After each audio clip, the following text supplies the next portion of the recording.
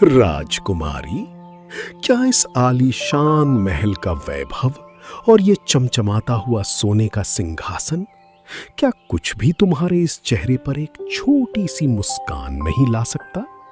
तुम अब इस सूखे घमंड को छोड़ क्यों नहीं देती? वैभव? तुम इसे वैभव कहते हो युवराज? ये महल नहीं, एक आलीशान जेल है, और एक कैदी के चेहरे पर मुस्कान ढूंढना तुम्हारी सबसे बड़ी बेवकूफी है। अपनी जबान को थोड़ा लगाम दो अनाया। तुम शायद भूल रही हो कि अब तुम इस राज्य की सिर्फ एक राजकुमारी नहीं हो, तुम मेरी पत्नी हो।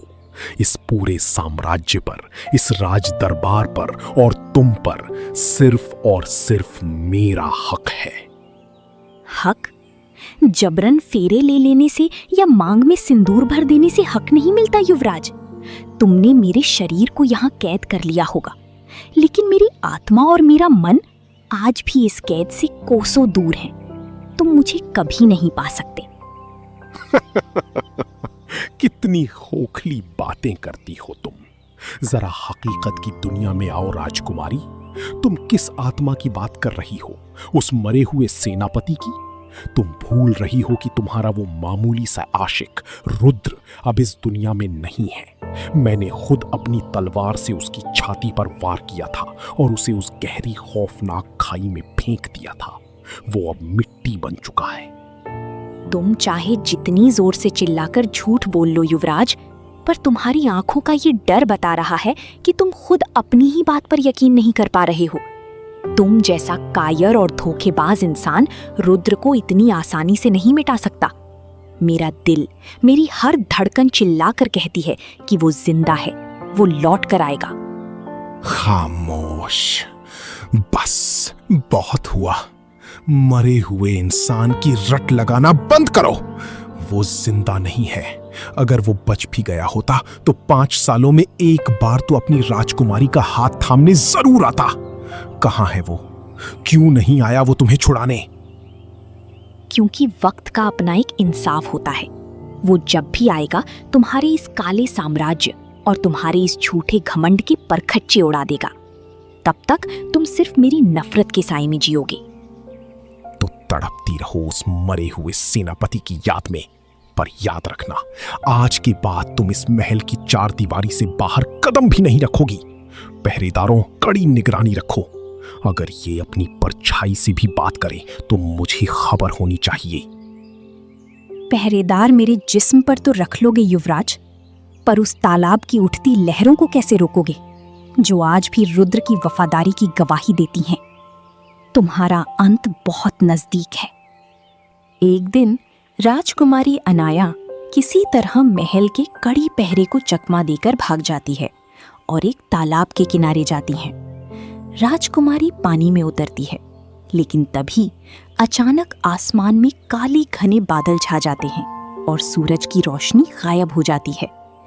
बिना किसी हवा के तालाब का साफ पानी अचानक खौलने लगता है और देखते ही देखते उसका रंग गहरी लाल खून जैसा हो जाता है। हे भगवान, ये क्या हो रहा है? तालाब का पानी अचानक लाल कैसे हो गया? अनाया खौफ से कांपते हुए तुरंत पानी से बाहर निकलने की कोशिश करती है। तभी लाल पानी के बीच से एक अलौकिक और बेहद सुंदर जलपरी प्रकट होती है। उसकी आंखों में एक दिव्य चमक है। तुम कौन हो? डरो मत राजकुमारी अनाया, शांत हो जाओ। मैं कोई छलावा नहीं हूं और ना ही ये लाल पानी तुम्हारे लिए कोई खतरा है। ये पानी तो एक गवाह है और एक संदेश है। संदेश? कैसा संदेश? और ये पानी इस तरह खौल क्यों रहा है, जैसे इसके नीचे कोई आग जल रही हो? ऐसा लग रहा है जैसे किसी का खून उबल रहा हो। ये किसी और का नहीं, उसी मासूम का खून है जिसे दुनिया मरा हुआ समझ चुकी है। जो अन्याय 5 साल पहले उस गहरी खाई के पास हुआ था, ये लाल रंग उसी तड़प का प्रतीक है। जब जब इंसाफ का वक्त करीब आता है, ये तालाब इसी तरह लाल होकर पुकारता है। उस मासूम का खून? क्या तुम रुद्र की बात कर रही हो? सच बताओ, क्या मेरा रुद्र जिंदा है? युवराज ने मुझसे कहा था कि उसने खुद अपनी तलवार से रुद्र का सीना चीर दिया था। उस दुष्ट युवराज की तलवार रुद्र के शरीर को तो जख्मी कर सकती थी अनाया, लेकिन उसकी किस्मत को नहीं मिटा सकी। युवराज ने जिसे मरा हुआ समझकर खाई में फेंक दिया था, उसे नियति ने बचा लिया। हाँ अनाया, तुम्हारा रुद्र जिंदा है। मैं जानती थी, मेरा दिल कभी झूठ नहीं बोल सकता। दरबार में युवराज जब भी चिल्लाता था, मेरा विश्वास और पक्का हो जाता था। पर मुझे बताओ, अगर वो जिंदा है तो वो लौटकर क्यों नहीं आया? वो कहाँ है? 5 साल से मुझसे मिलने क्यों नहीं आया? क्योंकि वो मजबूर है। उस गहरी खाई में गिरने के कारण उसके सिर पर गहरा घाव लगा था। वो अपना सब कुछ भूल चुका है, अपना नाम, अपना अतीत, अपनी वीरता, और तुम्हें भी। वो इस समय अतीत के सारे सायों से दूर एक छोटी सी झोपड़ी में एक बूढ़ी माँ के आंचल में छिपा है। वो मुझे भूल गया? नहीं, ऐसा नहीं हो सकता। वो झोपड़ी कहाँ है? मुझे उसका रास्ता बताओ। मैं खुद जाऊंगी और उसकी खोई हुई यादें वापस लेकर आऊंगी। इस जंगल के ठीक पीछे जो छोटा सा गांव है, उसके छोर पर वो झोपड़ी है। वो वहां भोला बनकर जी रहा है। जाओ अनाया, उसे ढूंढो। लेकिन याद रखना, युवराज की नजरें तुम पर हैं। अगर युवराज को पता चला कि रुद्र जिंदा है तो वो उसे दोबारा मार डालेगा। मौत भी अब रुद्र को मुझसे नहीं छीन सकती। तुमने मुझे मेरा जीने का मकसद दे दिया है। मैं युवराज की नजरों से छिपकर ही सही, पर अपने रुद्र को वापस पाकर रहूंगी। जलपरी धीरे धीरे वापस उस लाल पानी की गहराई में ओझल हो जाती है। अनाया बिना समय गंवाए झोपड़ी की दिशा में दौड़ पड़ती है। वो गांव के छोर पर एक छोटी टूटी फूटी झोपड़ी पर पहुंचती है।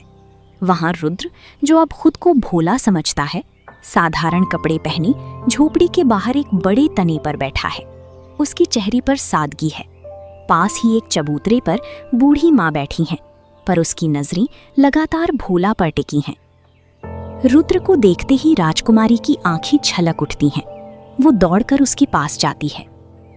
रुद्र, तुम जिंदा हो। हे भगवान, मेरी दुआएं कबूल हो गईं। मुझे पता था, मेरा दिल कभी गलत नहीं कह सकता। अरे आप कौन है देवी जी? और आप इस तरह रो क्यों रही हैं? और मुझे इस अजीब से नाम से क्यों बुला रही हैं? अजीब नाम? रुद्र, ये तुम्हारा नाम है। तुम अपनी अनाया को नहीं पहचान रहे? जरा गौर से देखो मुझे। 5 साल मैंने इस चेहरे को देखने के लिए तिल तिल कर काटे हैं। देवी जी, आप कोई बहुत बड़ी भूल कर रही हैं। मेरा नाम रुद्र नहीं, भोला है। मैं तो इस गांव का एक सीधा साधा गरीब लकड़हारा हूं। मैंने तो आपको आज से पहले कभी नहीं देखा। आप किसी और को ढूंढ रही हैं। माई, तुम तो इसकी माँ हो ना? मुझे सच बताओ, ये रुद्र ही है ना? ये इस राज्य का सबसे जांबाज सेनापति है। राजकुमार युवराज ने इसे मारने की कोशिश की थी। ये वही है ना माई? सच छुपाओ मत। नहीं बेटी, तुम पागल हो गई हो क्या? कैसी बहकी बहकी बातें कर रही हो? राजघराने की लड़की होकर एक गरीब की झोपड़ी में आकर क्या तमाशा लगा रखा है? ये मेरा सगा बेटा भोला है, कोई रुद्र वुद्र नहीं है। माई, तुम झूठ बोल रही हो। इसकी आंखें, इसका ये चेहरा, मैं इसे हजारों की भीड़ में भी पहचान सकती हूँ। रुद्र, अपनी आंखें बंद करो और याद करने की कोशिश करो। महल की वो शाम, हमारी वो आखिरी मुलाकात, कुछ तो याद करो। देवी जी, कृपया मुझे मत छूइए। आप राजघराने की लगती हैं और हम ठहरे गरीब से लोग।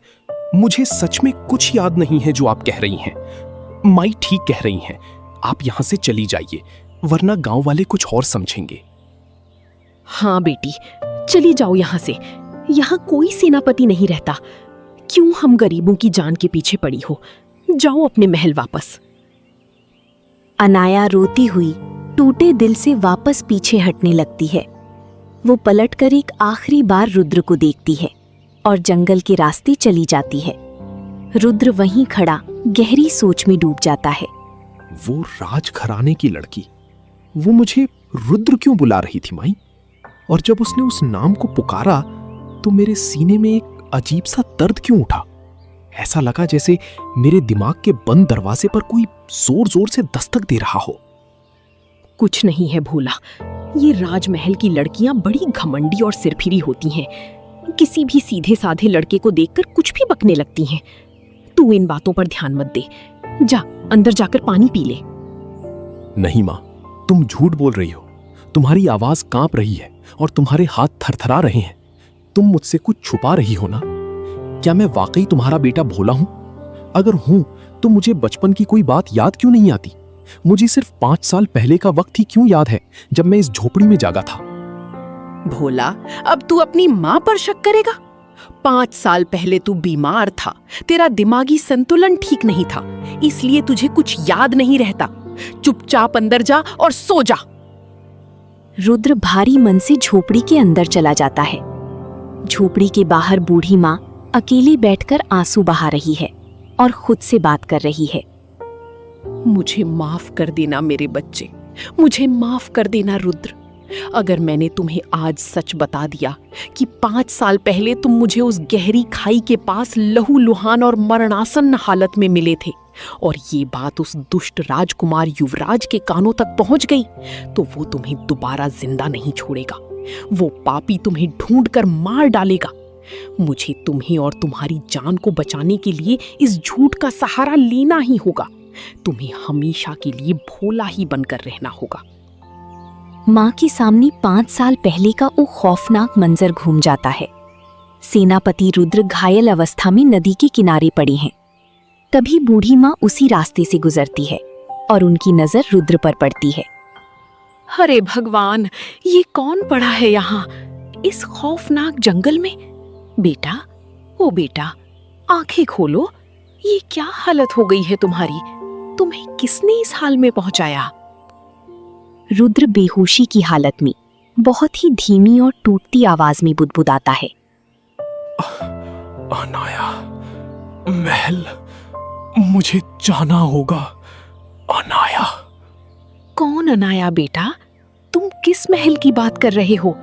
जरा होश में आओ। रुद्र दर्द से कराहता है। उसका पूरा शरीर थरथरा रहा होता है। वो होश में आने की नाकाम कोशिश करता है।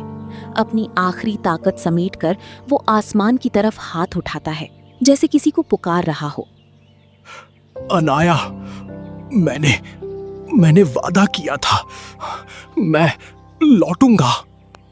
इसके तुरंत बाद रुद्र का हाथ जमीन पर गिर जाता है और उसकी आंखें पूरी तरह बंद हो जाती हैं। वो गहरे सन्नाटे में चला जाता है। हे भगवान, इसकी सांसें तो बहुत कमजोर चल रही हैं। इसके सिर पर बहुत गहरा घाव लगा है। अगर इसे तुरंत इलाज नहीं मिला तो ये नौजवान दम तोड़ देगा। इसके कपड़ों से तो ये किसी बड़े घर का या राजमहल का सैनिक लगता है। लेकिन अगर मैं इसे यहाँ छोड़ गई तो जंगली जानवर इसे खा जाएंगे। बूढ़ी माँ अपनी पूरी ताकत लगाती है। उस बूढ़े शरीर में न जाने कहां से ममता की इतनी शक्ति आ जाती है कि वो रुद्र को किसी तरह अपनी टूटी फूटी झोपड़ी तक लेकर आती है। झोपड़ी में लाकर वो जड़ी बूटियों को पीसती है और रुद्र के घावों पर लगाती है। सुबह की पहली किरण के साथ रुद्र के जिस्म में एक हलचल हुई और रुद्र होश में आ गया। रुद्र ने असमंजस में चारों तरफ देखा। मिट्टी की दीवारें, छत से लटकती सूखी घास, उसे कुछ भी जाना पहचाना नहीं लगा। उसने अपने सिर पर हाथ रखने की कोशिश की तो एक तेज दर्द का झटका उठा। आह, मेरा सिर। मैं कहाँ हूँ? और आप कौन है माई? शांत हो जा बेटा, हिलो मत। अभी तुम्हारे जख्म ताजा हैं। तुम अपने घर में हो, अपनी माँ के पास हो। माँ, पर मुझे कुछ याद क्यों नहीं आ रहा? मेरा नाम क्या है? मैं कौन हूँ? मेरा घर कहाँ है? मुझे कुछ भी याद नहीं है माँ। कुछ भी नहीं। बूढ़ी माँ का दिल ये देखकर बैठ गया।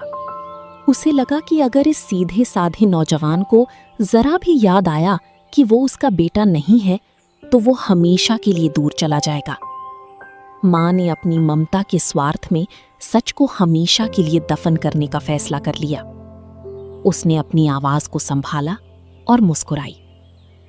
अरे पागल लड़के, कैसी बहकी बहकी बातें कर रहा है। तेज बुखार और बीमारी ने मति भ्रष्ट कर दी है क्या तुम्हारी? तू कौन है ये भूल गया? तू मेरा बेटा है। आपका बेटा? लेकिन माँ, अगर मैं आपका बेटा हूं तो मुझे बचपन की कोई बात, कोई खेल, तुम्हारा चेहरा कुछ भी याद क्यों नहीं? वो इसलिए बेटा क्योंकि 5 साल पहले तू पहाड़ से गिर गया था। तेरे सिर पर बहुत गहरी चोट आई थी। तू हफ्तों बेहोश रहा। जब डॉक्टर ने दवा दी तब जाकर तेरी जान बची। उसी चोट की वजह से तू सब भूल गया है। पर तू घबरा मत, तेरा नाम भोला है। तू इस गांव का सबसे सीधा और अच्छा लकड़हारा है। भोला? मेरा नाम भोला है? पर माँ, मुझे ऐसा क्यों लगता है कि मेरे हाथों में लकड़ियां नहीं, कुछ और होना चाहिए था। मेरे सीने का ये जख्म, ये किसी तलवार का लगता है माँ। चुप कर भोला। जंगल में लकड़ियां काटते समय तू एक जंगली जानवर का शिकार हो गया था। ये उसी के नाखूनों के निशान हैं। तू बहुत सोच रहा है, इसलिए तेरा सिर दुख रहा है। अब दोबारा ये फालतू बातें मत करना। चुपचाप ये काढ़ा पी और आराम कर। रुद्र ने माँ की आंखों में देखा। उसे उन आंखों में एक अजीब सा डर और तड़प दिखाई दी, लेकिन उसने सोचा कि शायद माँ उसकी बीमारी की वजह से डरी हुई है। ठीक है माँ, अगर तुम कहती हो तो मैं भोला ही हूं। तुम्हारे अलावा इस दुनिया में मेरा और है ही कौन? ऐसा ही कुछ समय बीत गया है और एक दिन फिर राजकुमारी अनाया युवराज के महल से छिपकर तालाब के किनारे आ रही होती है। तभी अचानक अनाया को डराने के लिए युवराज के सैनिक चारों तरफ सूखी लकड़ियों में आग लगा देते हैं। देखते ही देखते आग की भयंकर लपटें और धुआं अनाया को चारों तरफ से घेर लेते हैं। बचाओ, कोई है? मुझे इस आग से बाहर निकालो। युवराज के कायर सैनिकों, मुझे पता है ये तुम सब ने किया है। बचाओ, कोई तो मुझे इस आग से बचाओ। इत्तेफाक से भोला भी उसी जंगल के दूसरे हिस्से में लकड़ियां काट रहा था। वो अनाया की चीखें सुनता है और दूर से भागता हुआ आता है। अरे बाप रे, ये तो पूरे जंगल में आग लग गई। और ये तो वही राजमहल वाली देवी जी है। रुद्र, क्या तुम वहां हो? रुद्र, मुझे बचाओ, मैं सांस नहीं ले पा रही हूँ। रुद्र, मेरी आंखें बंद हो रही हैं। रुद्र, मुझे बचाओ। रुद्र, आग मेरे करीब आ रही है। रुद्र आग की ऊंची लपटों को देखता है। अचानक उसका सिर चकराने लगता है। वो अपना सिर दोनों हाथों से पकड़ लेता है। उसकी आंखों के सामने 5 साल पहले का वो खौफनाक मंजर घूमने लगता है, जब युवराज ने उसे खाई से धक्का दिया था। महल का शाही बगीचा फूलों से महक रहा था। रुद्र और राजकुमारी अनाया वहां एक एकांत पत्थर की बेंच पर एक दूसरे के बेहद करीब बैठे थे। ढलते सूरज की किरणें अनाया के चेहरे पर पड़ रही थीं, जिससे उनकी खूबसूरती और निखर आई थी। लेकिन उनकी आंखों में एक अनजाना डर था। रुद्र, कभी कभी मुझे इस महल की भव्यता से डर लगता है। क्या तुम्हें सच में लगता है कि हमारा ये प्यार कभी पूरा हो पाएगा? एक सेनापति और एक राजकुमारी, क्या ये समाज और मेरे पिता हमें कभी एक होने देंगे? अनाया, जब तक मेरे सीने में आखिरी सांस है, तुम्हें मुझसे कोई दूर नहीं कर सकता।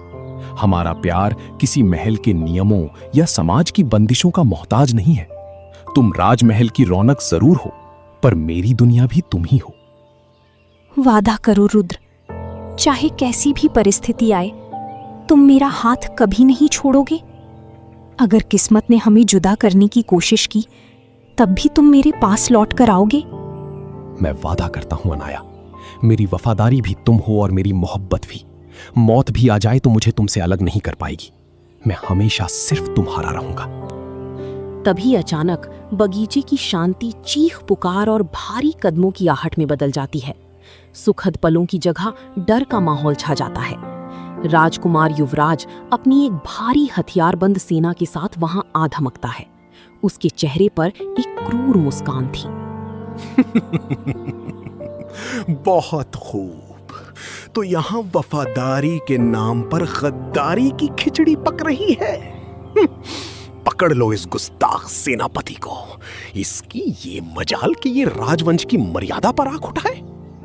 अनाया, तुम आज से मेरी हो। इस महल की चार दीवारी और मेरी गुलामी ही अब तुम्हारी किस्मत है। छोड़ो मुझे युवराज, तुम जबरदस्ती कर सकते हो पर हमारे प्रेम को कभी नहीं मिटा सकते। रुद्र, मुझे छोड़कर मत जाना। रुद्र, मुझे बचा लो। सैनिकों के सामने रुद्र कुछ नहीं कर पाता है। अपनी राजकुमारी को आंखों के सामने कैद होते देख और खुद को असहाय पाकर रुद्र का दिल बुरी तरह टूट जाता है। वो किसी तरह सैनिकों के चंगुल से छूटकर घने जंगल की ओर भागता है। रुद्र अचानक अपनी आंखें पूरी तरह खोलता है। उसकी आंखों में भोलापन गायब हो जाता है और एक जांबाज सेनापति की क्रूरता आ जाती है। वो शेर की तरह दहाड़ता है। नहीं, मैं भोला नहीं हूं, मैं रुद्र हूं। युवराज ने मेरे परिवार को आग में झोंका था। आज मैं युवराज को नहीं छोड़ूंगा। रुद्र अपनी जान की परवाह किए बिना अनाया को बचाने के लिए धधकती हुई आग की लपटों के बीच चला जाता है। अनाया, देखो, तुम्हारा रुद्र तुम्हारे पास आ गया है। तुम्हें कुछ नहीं होगा। रुद्र, तुम मुझे पहचान सकते हो? तुम्हें सब याद आ गया? हाँ अनाया, मुझे सब याद आ गया। उस पापी युवराज का एक एक जुल्म मुझे याद आ गया। अब तुम सुरक्षित हो। रुद्र अनाया को आग से बाहर ले आता है और जंगल के सुरक्षित हिस्से में ले जाता है। वो अनाया को एक पेड़ के सहारे धीरे से बिठाता है। रुद्र, तुम सचमुच लौट आए। मेरा विश्वास जीत गया। 5 साल का ये इंतजार सफल हो गया। अनाया, युवराज ने मुझसे मेरा परिवार छीना, मेरा सम्मान छीना और तुम्हें इस नरक में ढकेल दिया। मैं अब एक पल भी इंतजार नहीं करूंगा। मैं अभी इसी वक्त राजमहल जाऊंगा और उस दरिंदे युवराज की छाती चीरकर अपना बदला लूंगा। नहीं रुद्र, जल्दबाजी मत करो। वो बहुत चालाक है। उसके पास महल में सैकड़ों सैनिक हैं। तुम अकेले वहां जाओगे तो वो तुम्हें फिर से धोखे से मार देगा। मुझे सैनिकों का डर नहीं है अनाया। एक सेनापति जब प्रतिशोध की आग में जलता है तो उसके सामने कोई फौज नहीं टिक सकती। आज युवराज का लहू इस जंगल की आग को शांत करेगा। रुद्र गुस्से में महल की दिशा में कदम बढ़ाता है। तभी झाड़ियों के पीछे से वही बूढ़ी माँ आती है और सीधे रुद्र के सामने खड़ी हो जाती है। रुक जाओ रुद्र, थम जाओ मेरे बच्चे। अगर आज तुम उस महल की तरफ बढ़े तो तुम अपनी मौत के कुएं में खुद कूद जाओगे। माँ, तुम मुझे फिर से रोकने आई हो? और तुमने अभी मुझे क्या पुकारा? रुद्र, अभी थोड़ी देर पहले तो तुम मुझे भोला कहकर दुनिया के सामने झूठ बोल रही थी। मुझे माफ कर दे बेटा, मैं मजबूर थी। 5 साल पहले तू मुझे उस खाई के पास लहू से लथपथ मिला था। तेरी सांसें टूट रही थीं। अगर मैं दुनिया को बता देती कि तू सेनापति रुद्र है तो वो जालिम युवराज तुझे उसी वक्त जिंदा जला देता। मैंने तुझे बचाने के लिए अपनी ममता का झूठा पर्दा डाला था। माई, मैं तुम्हारी मजबूरी समझती हूँ। तुमने मेरे रुद्र की जान बचाई, इसके लिए मैं जिंदगी भर तुम्हारी कर्जदार रहूंगी। पर अब रुद्र को सब याद आ चुका है। अब ये अन्याय सहने का वक्त नहीं। उस पापी युवराज को उसकी औकात दिखाने का वक्त है। हाँ माँ, अनाया ठीक कह रही है। अब कोई झूठ, कोई पर्दा मुझे नहीं रोक सकता। उस युवराज ने मेरे हंसते खेलते परिवार को राख कर दिया। मैं आज अपनी तलवार से उसका सीना चीर दूंगा। हट जाओ मेरे रास्ते से। नहीं रुद्र, तुम अपनी साधारण तलवार या कुल्हाड़ी से उस युवराज का बाल भी बांका नहीं कर सकते। तुम नहीं जानते कि उस दुष्ट ने इन 5 सालों में क्या हासिल किया है। वो अब सिर्फ एक राजकुमार नहीं है, वो एक खौफनाक मायावी शक्ति का मालिक बन चुका है। मायावी शक्ति? माई, तुम ये क्या कह रही हो? युवराज तो एक साधारण इंसान था। नहीं बेटी, उसने राज सिंहासन के नीचे बने गुप्त तहखाने में एक तांत्रिक से हाथ मिलाया है। उसने अपनी आत्मा को एक जादुई ताबीज में कैद कर रखा है।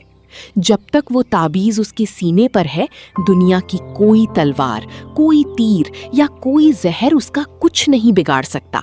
तुम उस पर वार करोगे तो तुम्हारी ही तलवार टूट जाएगी। तो क्या मैं हाथ पर हाथ धरे बैठा रहूं माँ? क्या मेरा परिवार ऐसे ही तड़पता रहेगा? क्या अनाया उस महल में उसकी दासी बनकर जिएगी? नहीं, चाहे वो शैतान हो या मायावी, मैं उसका अंत करूंगा। बूढ़ी माँ अपनी पोटली से एक चमकती हुई दिव्य सफेद राख निकालती है। मैंने ये नहीं कहा कि उसे हराया नहीं जा सकता रुद्र। उसे हराने का केवल एक ही रास्ता है। ये देखो, ये उस पवित्र पर्वत की जादुई राख है जहां सदियों पहले बुराई का अंत हुआ था। ये राख सीधे उस तांत्रिक के चंगुल से चुराई गई है। इस राख से क्या होगा माई? रुद्र, जब तुम युवराज के सामने जाओगे तो वो अपनी मायावी शक्ति से तुम पर वार करेगा। तुम्हें डरना नहीं है। अपनी तलवार चलाने से पहले ये राख पूरी ताकत से उसकी आंखों और उसके सीने पर फेंक देना। और इससे उसका मायावी कवच टूट जाएगा? हाँ, ये राख जैसे ही उसके शरीर को छुएगी, उसका जादुई तावीज बेअसर हो जाएगा। उसका मायावी कवच टूटेगा और वो पापी हमेशा हमेशा के लिए एक बेजान पत्थर की मूर्ति में बदल जाएगा। यही उसके पापों का अंतिम न्याय है। रुद्र, अब हमारे पास रास्ता भी है और हथियार भी। चलो, आज उस महल के पाखंड को हमेशा के लिए दफन कर देते हैं। माँ, तुमने मुझे 5 साल पहले एक नया जीवन दिया था। आज आशीर्वाद दो कि मैं इस राज्य को उस शैतान से आजाद करा सकूं। मेरा आशीर्वाद हमेशा तेरे साथ है रुद्र। रुद्र और अनाया एक दूसरे की तरफ देखते हैं। उनके चेहरों पर अटूट दृढ़ता है। दोनों तेजी से राजमहल की दिशा में बढ़ जाते हैं। राजकुमार अपने सिंहासन पर बैठा है। तभी अचानक रुद्र अंदर दाखिल होता है। उसके पीछे राजकुमारी अनाया भी है। युवराज चौंक कर सिंहासन से खड़ा हो जाता है। वो खौफ और अचरज से रुद्र को देखता है। तुम? नहीं, ये नामुमकिन है। तुम तो मर चुके थे रुद्र। मैंने खुद अपनी तलवार से तुम्हारा सीना चीरा था और तुम्हें उस गहरी खाई में फेंका था। तुम जिंदा कैसे हो सकते हो? ये कोई भूत है या मेरा भ्रम? ये ना तो कोई भूत है और ना ही तुम्हारा भ्रम युवराज। ये तेरा वो काल है जिसे तू 5 साल पहले मरा हुआ समझ बैठा था। तूने वफादारी का कत्ल किया था। तूने मेरे मासूम परिवार को आग की लपटों में झोंका था। आज उनका खून मुझसे अपना प्रतिशोध मांग रहा है। प्रतिशोध? एक मामूली सेनापति अपनी मौत के कुएं से बच क्या गया, खुद को भगवान समझने लगा। रुद्र, तुम्हें क्या लगता है कि तुम मुझसे जीत जाओगे? तुम भूल रहे हो कि इन 5 सालों में मैं इस राज्य का सबसे बड़ा मायावी बन चुका हूं। मेरी इस तलवार और मेरी इस जादुई ताबीज के सामने तुम्हारी ये फौलादी तलवार भी मिट्टी की तरह टूट जाएगी। तुम्हारी मायावी शक्ति का अंत आज निश्चित है युवराज। अपनी आखिरी दुआ मांग लो। आखिरी दुआ? इस पूरे ब्रह्मांड की कोई भी तलवार मेरे इस जादुई कवच को नहीं भेद सकती। मैं अमर हूं रुद्र, अमर। अब देख कैसे मैं तेरी इस राजकुमारी के सामने तेरे जिस्म के टुकड़े टुकड़े करता हूं। रुद्र, माई की बात याद करो। उस राख का इस्तेमाल करो, जल्दी। राख? कौन सी राख? क्या तुम दोनों अब टोने टोटके से मुझे हराओगे? रुद्र फुर्ती से अपनी जेब से बूढ़ी माँ की दी हुई चमकती हुई जादुई सफेद राख निकालता है और पूरी ताकत से युवराज के चेहरे और उसके सीने पर फेंक देता है। ये क्या है? मेरी आंखें, मेरा सीना जल रहा है। ये कैसी आग है? ये तुम्हारे पापों का न्याय है युवराज। ये उस पवित्र पर्वत की राख है जिसने तुम्हारी शैतानी शक्तियों को भस्म कर दिया है। नहीं नहीं, ये नहीं हो सकता। मेरे पैर हिल क्यों नहीं रहे? अनाया, मुझे बचाओ। रुद्र, मुझे माफ कर दो। मैं तुम्हें ये पूरा राज्य दे दूंगा। मुझे इस शाप से बचाओ। माफी? जो रहम तुमने रुद्र के बूढ़े माता पिता पर नहीं दिखाया, उसकी उम्मीद आज तुम हमसे कर रहे हो। तड़पो युवराज, इसी पत्थर की कैद में तड़पो। युवराज की आवाज हमेशा के लिए थम जाती है। उसका पूरा शरीर, उसका हाथ और उसका खौफनाक चेहरा एक बदसूरत काली पत्थर की बेजान मूर्ति में तब्दील हो जाता है। पूरे महल में एक गहरा सन्नाटा छा जाता है। आखिरकार सब खत्म हो गया रुद्र, सब कुछ शांत हो गया। ऐसा लग रहा है जैसे 5 साल बाद आज मैंने पहली बार खुलकर सांस ली है। युवराज के पाप का अंत आखिरकार उसी के महल में हुआ। हाँ अनाया, जो आग 5 साल पहले लगी थी वो आज बुझ गई। युवराज को अपनी मायावी शक्तियों पर बड़ा घमंड था, पर वो भूल गया था कि पाप का घड़ा एक दिन जरूर भरता है।